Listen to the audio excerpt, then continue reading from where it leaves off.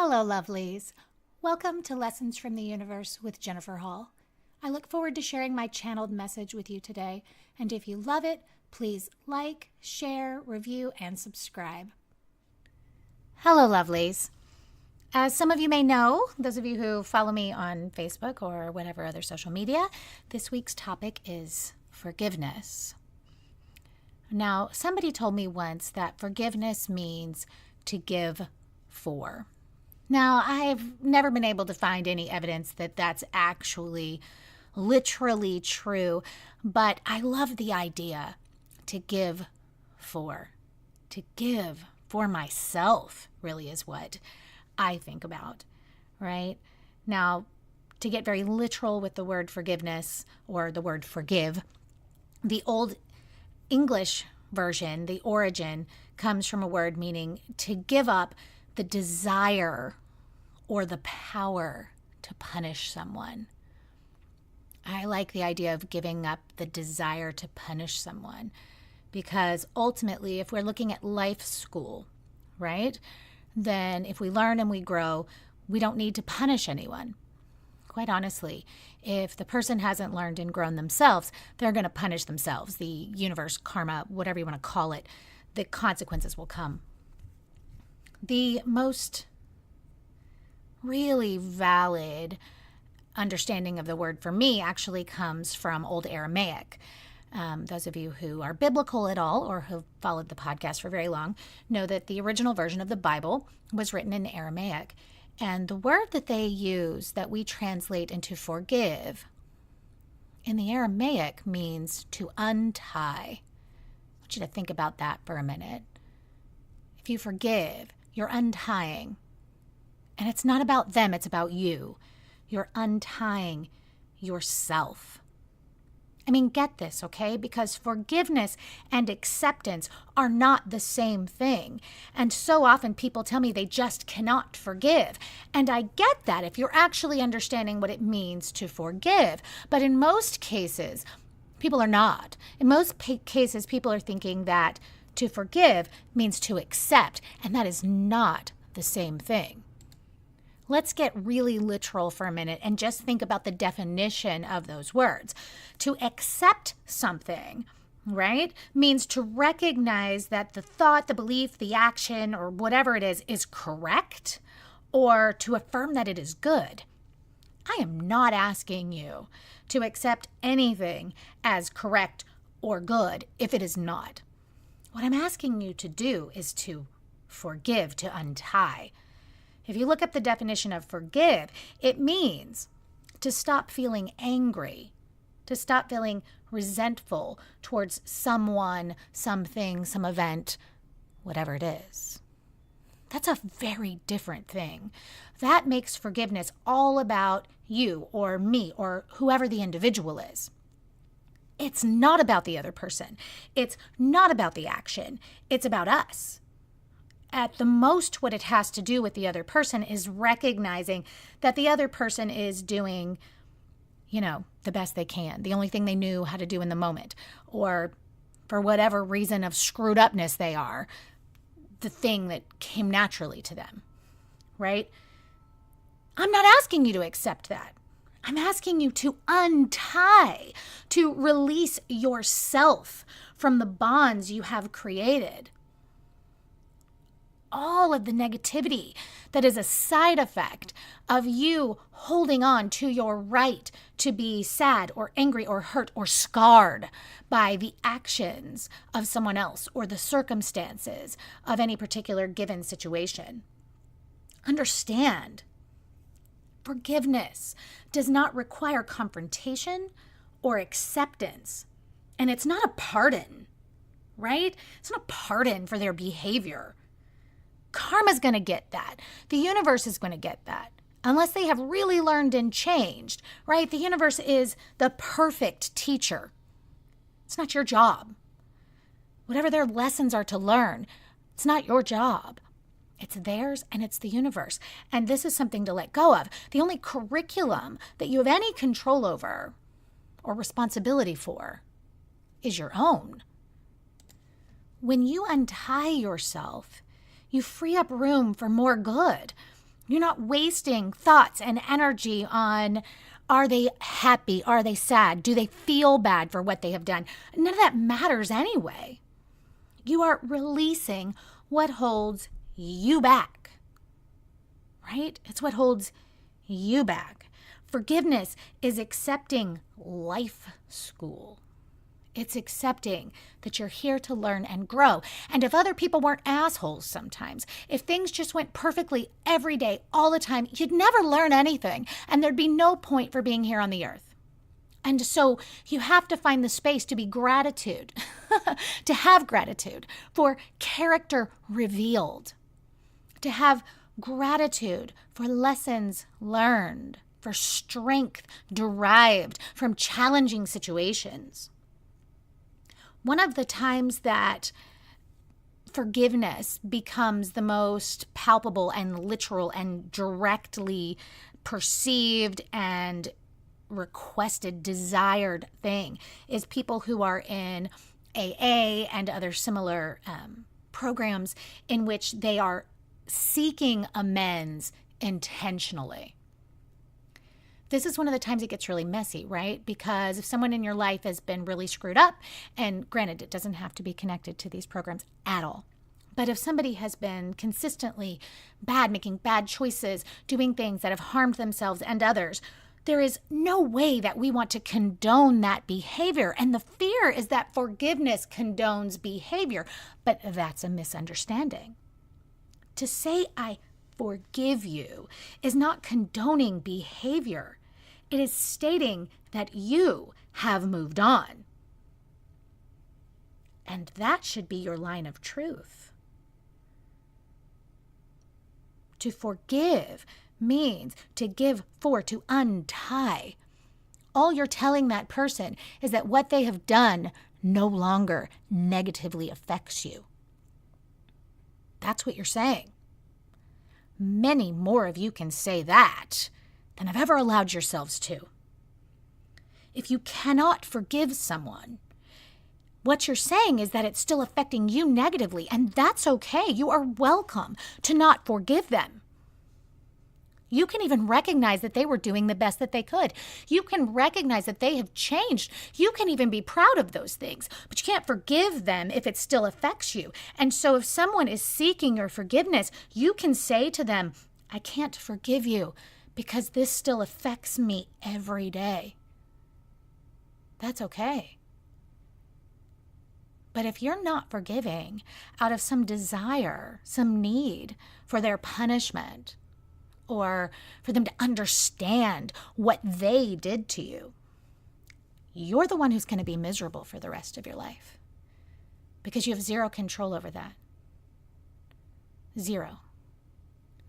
And it's not keeping them from moving on. If they've learned and they've changed, they've learned and they've changed, and they're going to thrive. And it is nobody's fault but your own if you don't thrive right alongside them or, far the hell away from them. Forgiveness does not require you to be sorry. It's just you untying. I cannot condone the behavior of some of the people who hurt me. Think back to my childhood specifically. I cannot condone that behavior, but I have definitely forgiven because it does not negatively affect me mentally, emotionally, spiritually, physically anymore.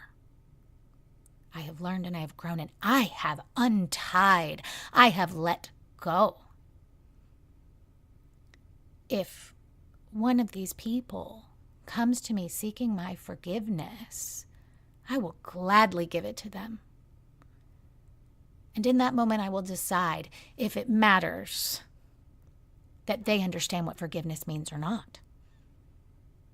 Because even if they don't, even if somehow in their screwed up little minds, me saying I forgive you means to them they are free from the consequences of their actions, it doesn't matter if that's what they think. Because either it's going to set them free to actually be free and change and grow and be enlightened, and amen to that, right? Or the universe is just going to take over and smack them anyway. It's not up to us, and it doesn't matter All we should really truly wish for anyone or any circumstance is highest good, knowing full well that highest good is quite often a kick in the balls. It's not up to us.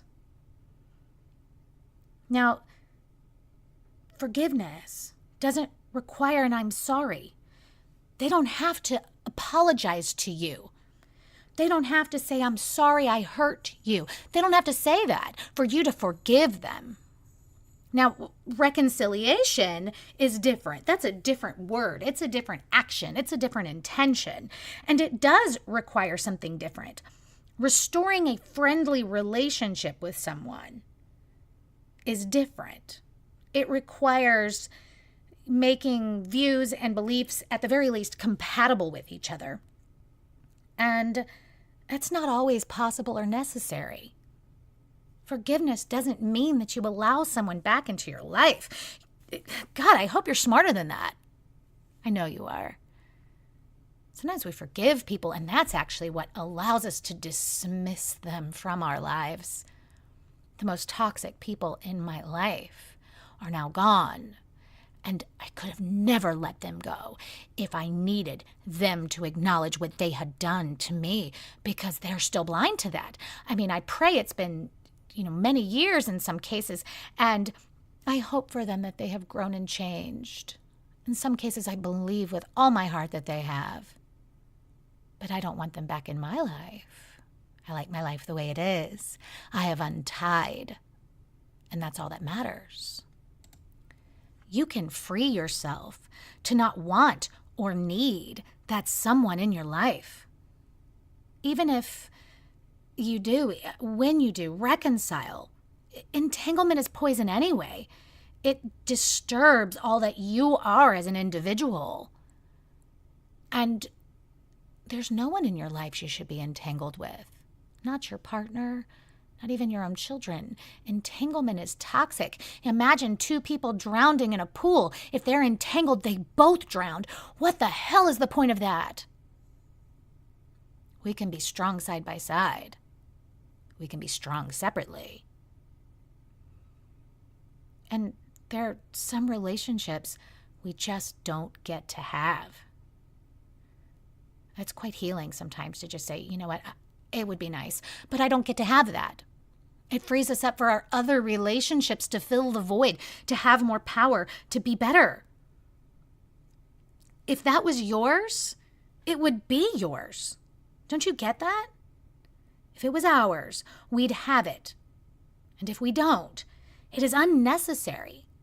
Whether it's a parent or a lover or even a child. I talk to some people who are estranged from their children. If it is not yours, you do not need it. And by untying, right? I mean, yes, please be open to the healing. I get that. I'm not disowning that. I'm not anything but hopeful for some of you in that matter. But you have to untie from the necessity of it. Please. Because when you do, either you add the freedom for it to come back in a healthy way, or you realize that that need has already been replaced, or you make room for it to be replaced. When I just decided, you know what, I don't get to have that, I started to see that I do get to have this. And it's better.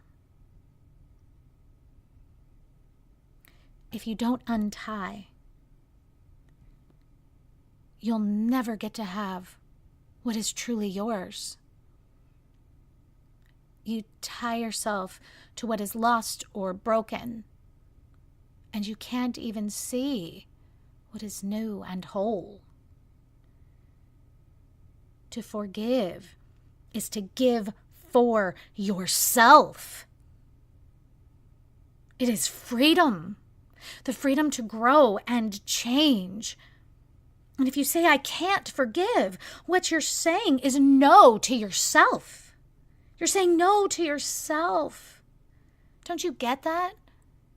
You're not saying no to them when you say, I can't forgive you. You're saying no to you. You're saying no to who you can be, to your freedom. There's a quote from Gandhi. He says, the weak can never forgive. Forgiveness is an attribute of the strong. Yeah, it is. The strong. Because it says, I don't need your understanding or approval. I don't need you to tell me I am good enough. I don't need you to tell me it wasn't my fault.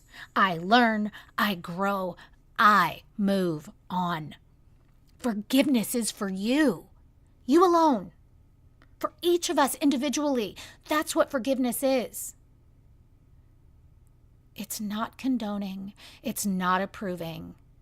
It's learning, growing, and moving on. When someone is relieved that they are forgiven, it should be a relief. They should be relieved that you have recovered. And in many cases, it is what they're relieved from, because they can forgive themselves. Don't you get that? If we're able to give them a gift by being strong for ourselves, great. And don't be so selfish as to say, I don't want them to know I'm okay. Bullshit. Everybody wants the person who hurt them to know that they're okay. You don't need them to. You don't need them to be able to see it or understand it. It's not their business. And in a lot of cases, you never have to tell them. But if you're put face to face with the person that has hurt you and they ask if they have been forgiven, you say, yes, I have forgiven. You don't even have to say, I have forgiven you, because that's not what forgive is. If you can say that, do, but it's not necessary. Forgiveness is for you. When you forgive, you untie yourself. To untie yourself, you must practice thought control and replacement. Instead of thinking of what you lost, you must think of what you gained or what you are manifesting, right? You must bless them with highest good. Wrap them in light and say highest good and mean it. Mean it in the end game, right? That you want them to see better and be better. And know that the universe is an expert at curriculum. If they need to be kicked, they'll be kicked. Turn your face to the light, to the new. Be refreshed. Don't you get it? It's wisdom. Whatever it is that you are forgiving is experience and wisdom. And you are only responsible for your piece of that, your path, what you gain, your growth, your curriculum. And so we learn, we untie, and we move forward. There is a book called The Four Agreements by Don Ruiz. And it's, some of you maybe have read it. It's 4 promises you make yourself so that you can be happy, so that you can learn and grow and have the life you want to have and be free, right? And I'm going to give you the Cliff Notes, okay? The first one is do your best and let it be good enough. If you look backwards and you wish you had done something differently, that's wisdom, right? Wisdom is great. We shouldn't regret wisdom. Okay, I learned something. I would behave differently in that scenario now. But if you did the best you could in that moment, allow it to be good enough. The second one is make no assumptions. Do not assume that someone is not sorry. Sorry, what a loaded word. Do not assume anything. Most of you have heard, assuming makes an ass out of you and me, and that spells the word assume. It's cheesy, but it's true. If you have to assume, be Pollyanna. Those of you who are old enough know who Pollyanna is. Those of you who are not, see if it's on Netflix. Actually, you'll probably find it lame. But basically, it's a girl who just spins everything for the positive. Even when she's sick, she says, but now everyone can visit me. So either don't assume or be Pollyanna. A third one, and this one goes real strong right along with forgiveness, is don't take anything personally because it is not about you. And I say, especially when they say it is. Because it's a whole lot easier to fight the war outside of you than inside of you. And people will turn it on you fast out of their own fear and insecurity. It's not about you.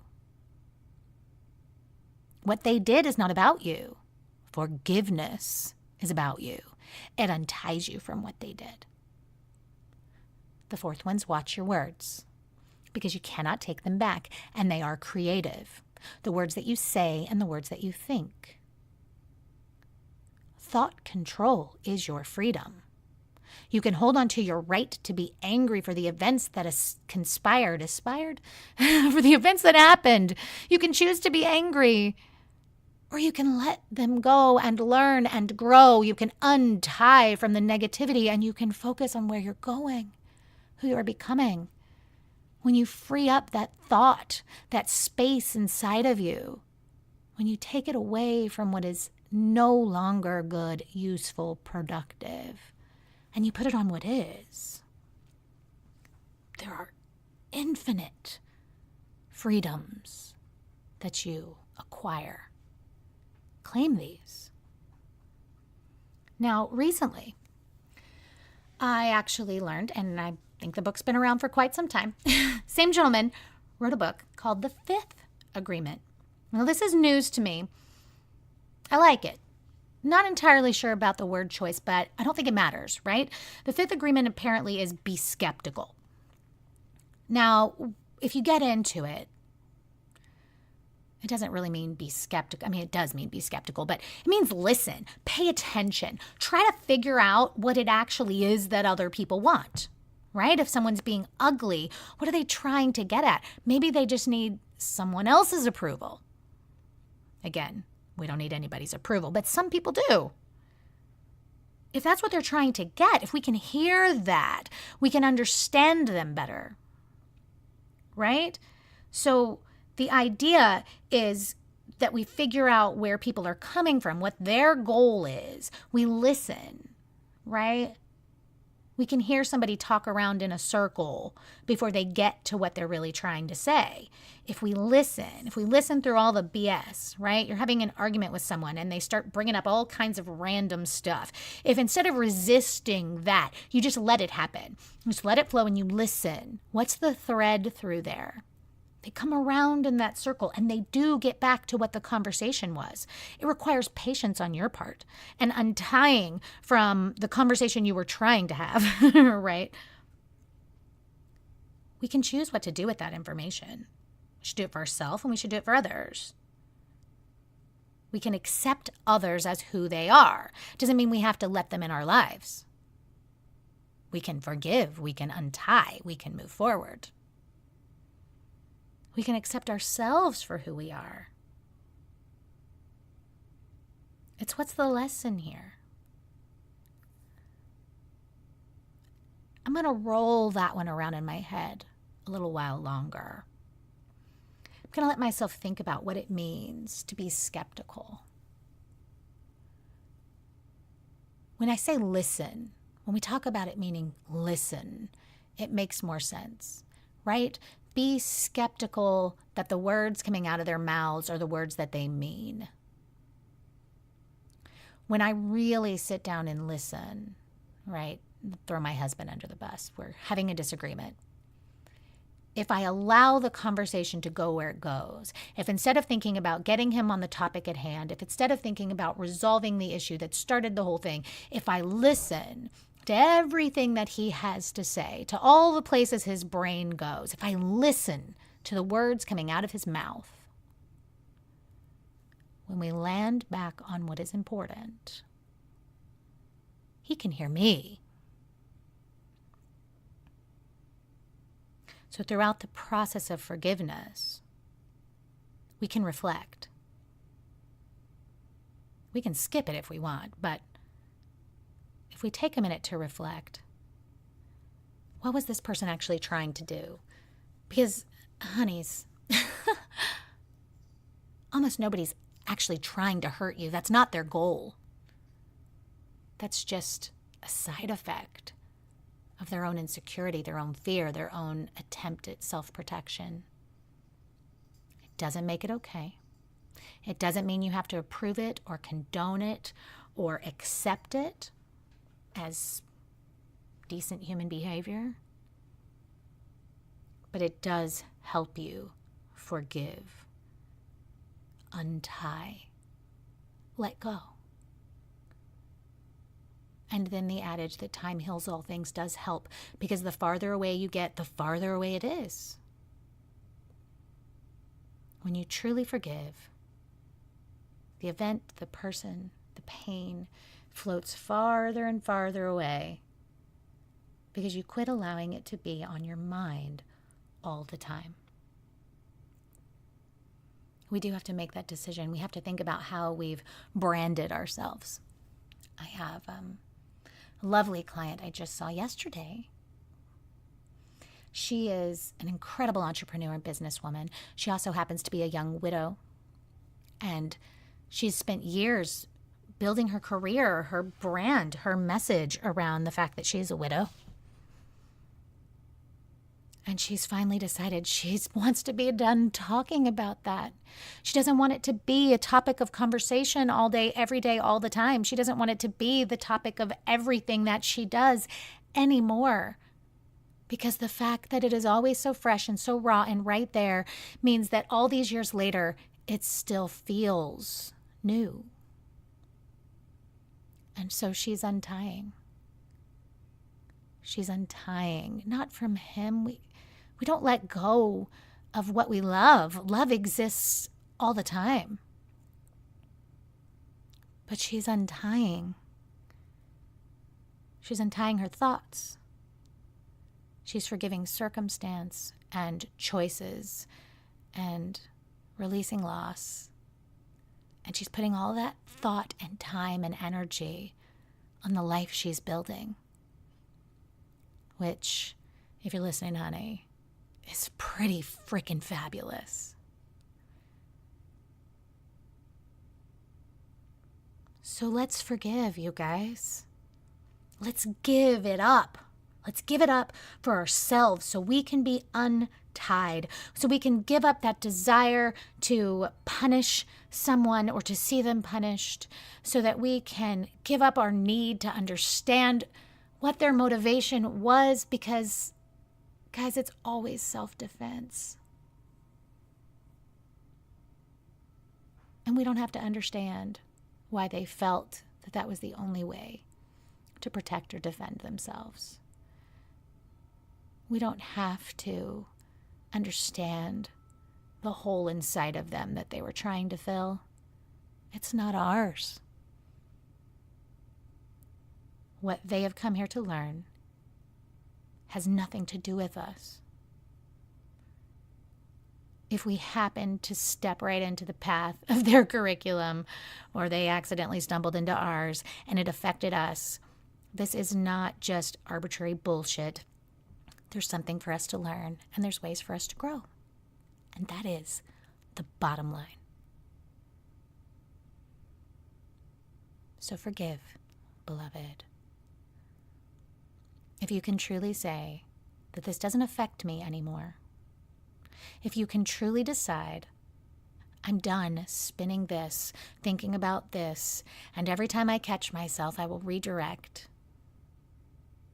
Not only are you ready to forgive, but you're awakening.